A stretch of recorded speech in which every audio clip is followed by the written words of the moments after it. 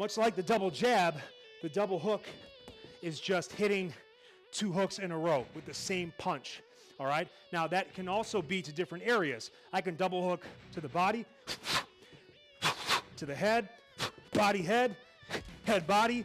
It's just a way to get some quick punching in and score quick when in close, and just accumulate punches and throw off the timing of your opponent. But you can do it on both sides too.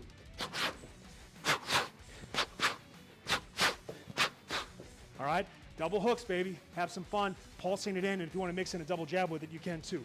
Double jab further away.